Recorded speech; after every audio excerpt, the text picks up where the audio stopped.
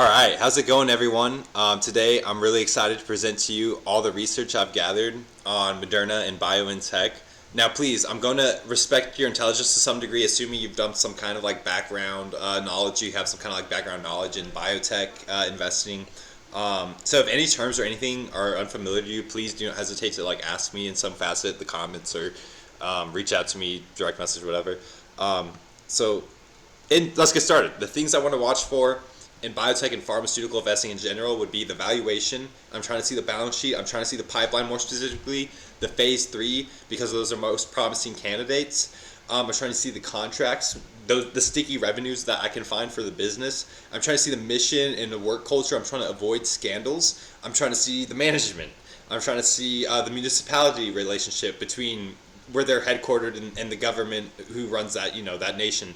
So which would be Germany and the United States. I'm trying to see the changing numbers with CV-19 and other diseases. I'm trying to see what the technology looks like, as well as headwinds and tailwinds in general. So, continuing, so why do we want to talk about Moderna and BioNTech? Well, these businesses have recently manipulated mRNA to produce a vaccine that was used for the CV-19 vaccine that now up to 60+% of the world is fully vaccinated on. And so I just want to talk a little bit about that modern use of mRNA. So BNT162b2, that was the BioNTech candidate. It was a nucleoside modified of a spike protein from CV-19 virus, and the purpose of it is to trigger the T-cell immune recognition response. So here you see the Moderna graphic down there. Basically, it goes from DNA into, you can transcribe DNA into messenger RNA, and from there you can produce a protein. And what BioNTech did was they used the mRNA foundation to produce almost like a spike protein like clone, which is like the vaccination for CV-19. And that's what triggers, again, the immune T-cell response, and that's what makes the vaccine effective. As you can see, it was 95%-ish efficacy in the trial. So that's what makes mRNA really interesting, and that's why it's worth exploring. As you can see here from the this is a graphic from the Moderna presentation. They believe it will follow an S curve for growth, which makes it definitely an interesting field for investment. So at a glance, this is as of 5/4/2022. I know the market's been insanely volatile lately, so I just had to kind of like put some foundation of when I'm getting all these numbers and research together. So I'm just going to go through. We're going to go through them row by row here. Moderna versus BioNTech there on the right. So Moderna is stationed in Cambridge, the United States. Meanwhile, Germany is in Oberstein, Germany. And about $130 USD a share, 50 billion market cap for Moderna, about $150 USD per share, and 36 billion market cap on BioNTech. BioNTech is a German ADR. It's an auto depository receipt. It's not the same as like buying an American business on the American Stock Exchange. More on that later. You can please ask me if you'd like to. The last 12 months PE 3.75, about next 12 months about 5.95 on Moderna, and about 2.91 on BioNTech, and then the next 12 months of 6.65. I must mention Moderna is a science-only company, whereas BioNTech, they've expressed interest more into other areas, as well as antibodies, antigen, and cell therapy science. In general, I like the pipeline of Moderna more. They have so many more phase 3 items, including their like the CMV, the RSV vax. They have 19 billion in cash.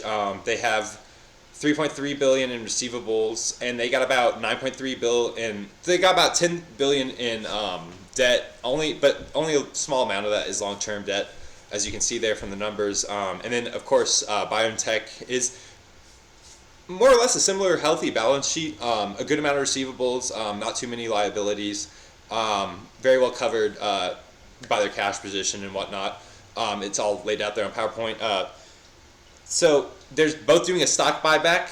Moderna's 3 billion and 1 to 1.5 projected for BioNTech. And in general, I just want to point out when these companies started their trials for their vaccine that became efficacious and widely distributed. Spikevax started showing its trials and showing signs of being efficacious in June 2020. So that's effectively when they had the well-developed vaccine buy. whereas BioNTech had it a couple months sooner in April 2020. So I want to point out this chart. This is a chart you may have seen many times throughout, I don't know, just looking into investment and whatnot. And as you can see here, that the progression of a stock, in general, it should go to the top right. If it's a good business, it should go to the top right. Now, it'll go through so many different phases as that happens. As you see here, there will be a thrill and a euphoria phase, but at that same light, because there will be those phases, there will be a fear and a desperation phase. There will be a phase of despair and a capitulation down here. But in general, we expect that stocks will move up and to the right.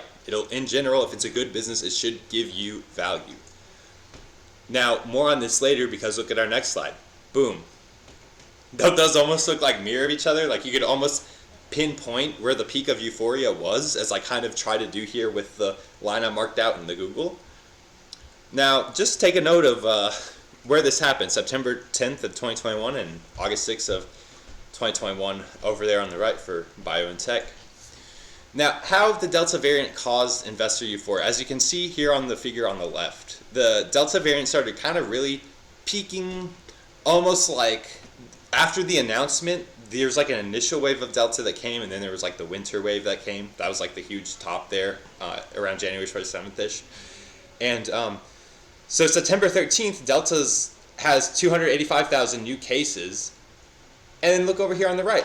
Moderna just so happened to top around that same point, $449 a share, September 10th, 2021. That is not coincidental. There was a point in time where this stock very much followed the trend with the rising cases of CV-19.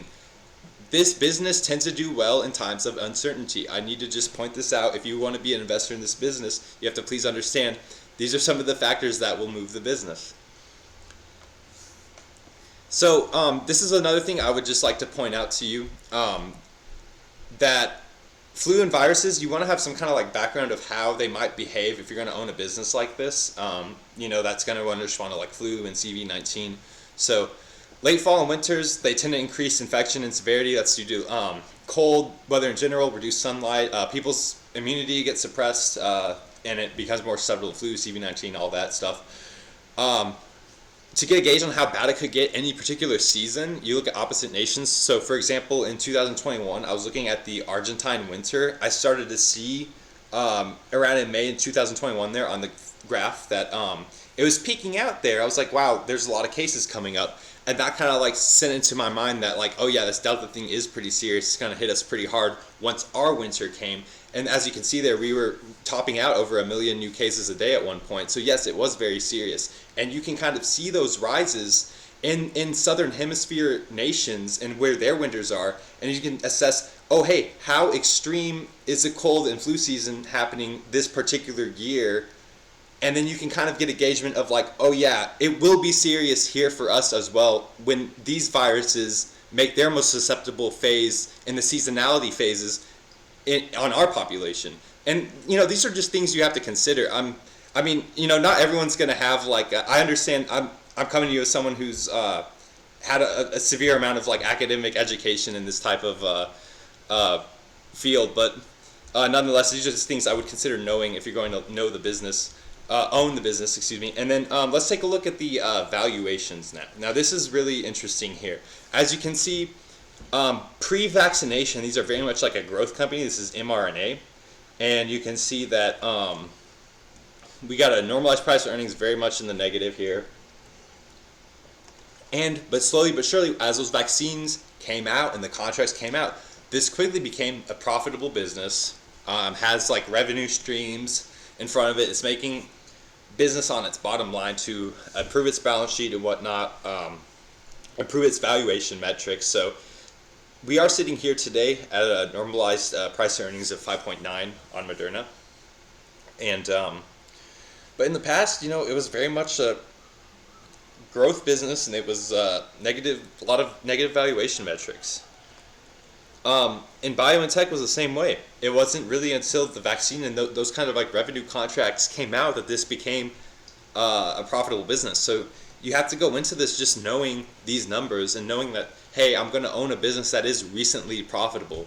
Now, how can we counteract that uncertainty of like going into a business knowing that essentially the thing is that made them profitable was the vaccine. How do we know that this won't be a business that just solely depends on the vaccine? Well, that's why we're going to talk about the pipeline today. But more on that after we go into employees and management here. So in Moderna, we got Stéphane Bancel. He has about 9% company ownership. He's the former CEO of French diagnostic company bioMérieux. Gave up 2013 LEAP options to an undisclosed charity. So he had recently done this. So he had options contracts, I guess, going out like years since 2013. No doubt he made a lot of money on those, and just given like all the success they had with the vaccine and whatnot, and he gave like pretty much all those proceeds to the charity. And engineering masters from a French university. I'm not going to try to pronounce them as well as Minnesota. I apologize, I can't pronounce it. Harvard Business School he attended. And then over on the right, we got Ugur Sahin. He has a cancer immunology doctorate from the University of Cologne. In 1992, he graduated. And he founded the company with his immunologist wife, Özlem Türeci, in 2008. And then just a little bit of their Glassdoor. I did a little background explanation, just what people were saying. And I could find, like, it was just kind of like moderate to moderately good reviews from like the employees and stuff. Nothing really like turning my heads. And there wasn't also a good sample size. Like over on the left, Moderna only had 274 employee reviews, while BioNTech on the right had maybe like 50. There wasn't that many. And neither company had particularly large sample size, as well as I just try to kind of compare them to companies like Amgen and Gilead, which had larger sample sizes as well as slightly better reviews. So I don't know, the reviews are kind of like volatile, but people mostly had just in general good things to say. The only cons I could really find would be like work-life balance over there, as the left, as people are saying on Moderna, because they are working in a really exciting field in science, but it's also very rigorous. Doing a lot of these laboratory experiments, you have to work long hours and stay at the lab long hours because of different phases where you need to check your experiments and whatnot, and it's really hard to disengage from your job at times. But the employees are growing very quickly. 2 years ago, they had 800 employees. Today, over 2,700 full-time employees. BioNTech today has about 3,050 full-time employees, but they had 1,940 last year. And just looking at a little bit of the mission statements from both companies, you can explore them if you'd like to pause this slide and do so. I do think this is something I'd kind of like to know, but they do say similar things just about taking the mRNA platform and the future application of these forms of medicine into that involve like certain uses of biotech into like the pharmaceutical new kind of like new age of medicine. So comparing the product pipeline, we got 46 programs over here on the left for Moderna compared to 31 programs for BioNTech. They don't have any phase 3 programs at this time. Their largest success obviously is the Pfizer BioNTech vaccine, which is their current breadwinner / published product that they have out there. Over there on the left, we got the commercial Spikevax, which is Moderna's vaccine. But they have phase 3. They have phase 3. So they got the phase 3 booster shot. So Moderna's working on a new booster right now that protects against just more variants of CV19.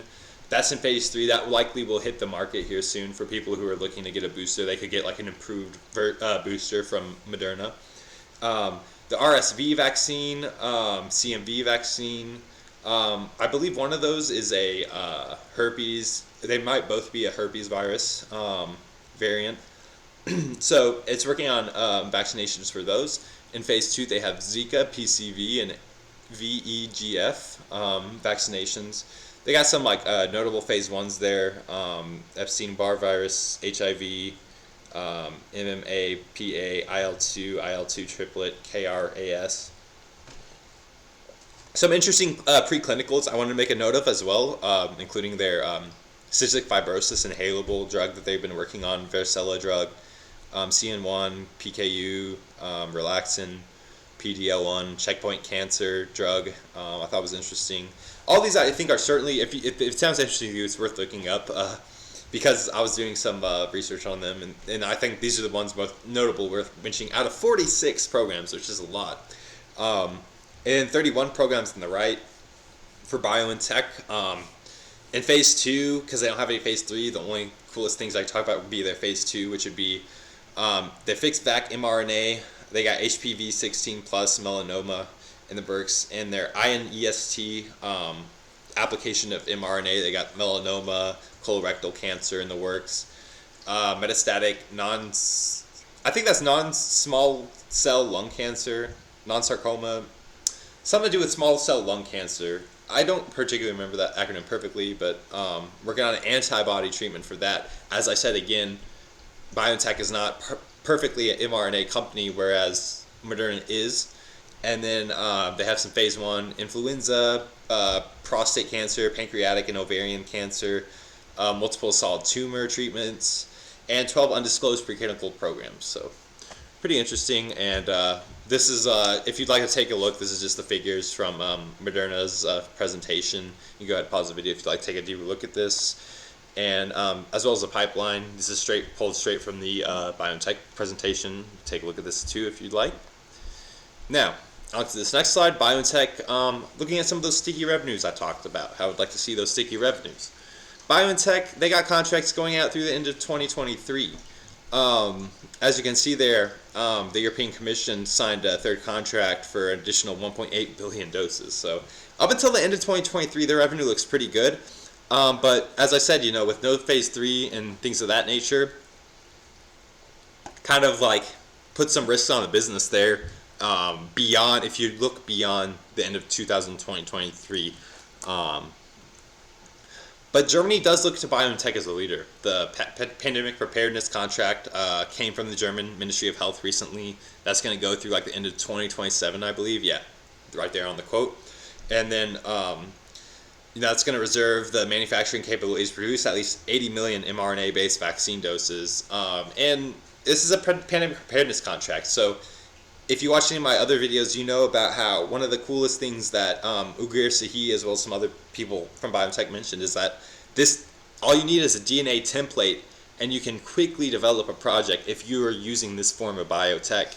And that's what worked. That's what got the fastest response as far as CV19 was like, hey, this mRNA stuff that we've been exploring, this is what worked, and we can use this, and we can save lives with this quickly. So that's what was deployed.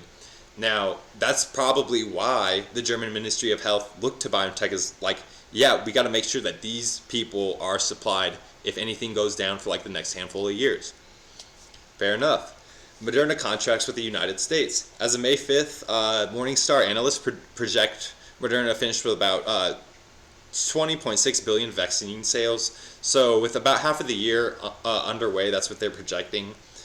COVAX is a little more uncertain in foreign countries, but for current developed markets, they seem to still be buying for Moderna, and the outlook seems very strong.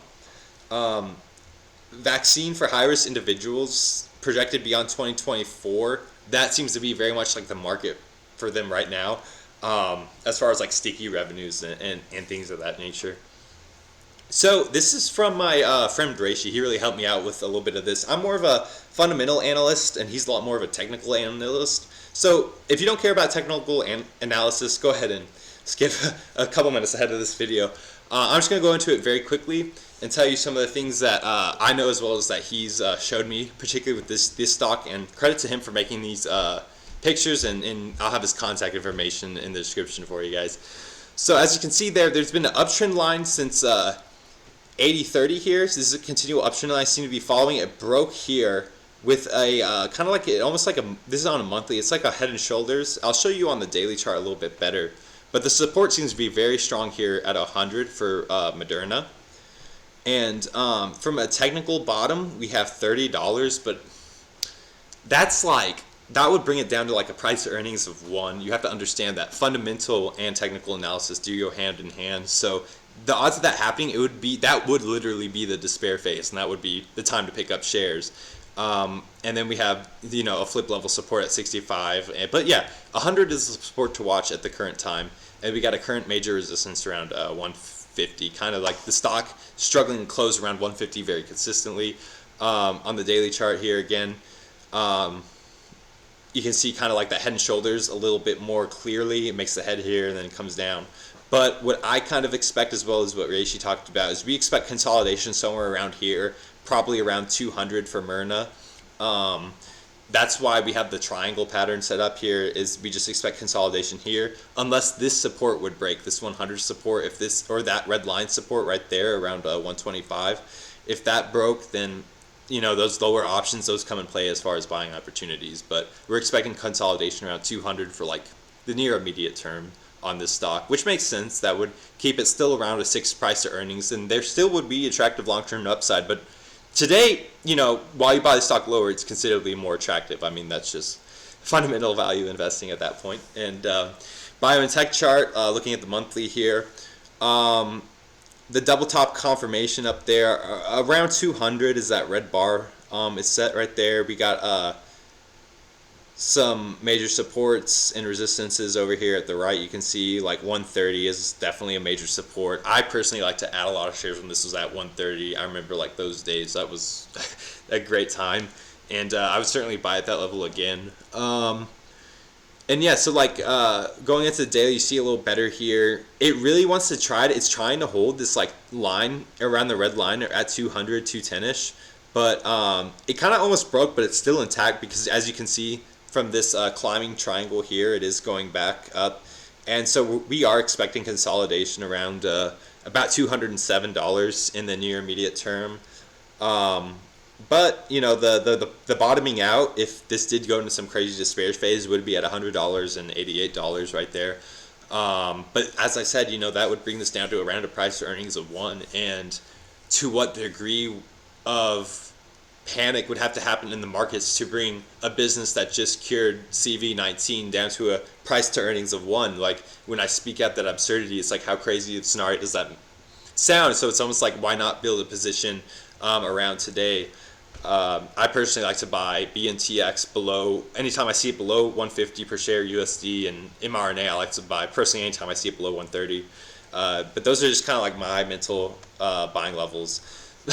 So, long-term bull case, and in conclusion, there's evidence of a strong pipeline, especially with Moderna, for the next generation of medicine. You know, what does the future of CV19 look like? It's uncertain, but what we do know is that mRNA and BNTX, those stocks, people just will need to depend on them if things do become uncertain with CV19 again, as well as like what's going on with long CV19. Will people need treatments for people coming on down with those long cases of CV19? I know that Lionel Messi was just announced today to be long CV19, so that's scary. You know, one of the best professional athletes in the world could have his performance hindered for the rest of his life because of CV19. And, you know, is this truly humanity's best emergency response in response to a new pandemic or a new disease? You know, this mRNA platform, this application of DNA to mRNA to protein production and manipulating the human response to mRNA and protein. mRNA and BioNTech, the Euphoria is likely came and went on both those stocks. Now, so as far as that just means that I really don't think you guys would be buying out the top here. I've seen the top, believe me, and I do not think you guys would be buying out the top today.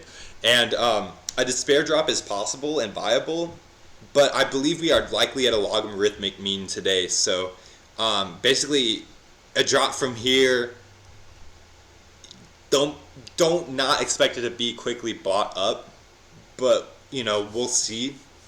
Especially with the situation Russia Ukraine, there's a lot of uncertainty in the market, and a lot of situations developing into scary further situations. But as you know, like, we keep investing, we stay in the markets, and we stomach bad news. Valuations sold to abusively low levels, plenty of room for PE expansion. Now keep in mind, I was talking about Myrna. You know, I was talking about like PEs of 5 on Myrna, PE of like 3 on BioNTech, like stupid low levels.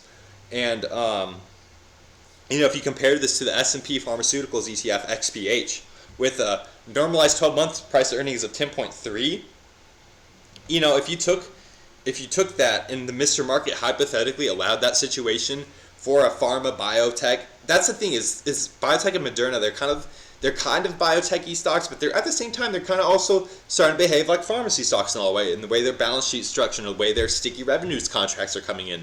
So, and the way their pipelines are starting to show maturity. So it's really interesting how it's almost like this hybrid situation of like what this business is and what it wants to be, and how the market wants to let it trade at, and kind of the beta it's assigning to all these other indices. So if it hypothetically allowed BioNTech and Moderna a price to earnings expansion to 10, then Moderna would effectively today be a 166% upside to $346, and BioNTech would hypothetically be a $515 stock with a 244% upside. Now, I don't think this is particularly how. This is not like my. This is like amongst my like. This is like a 9 out of 10 bullish case. Like this is amongst my highest like bullish cases for like if you want to talk like the next like 2 years or whatever.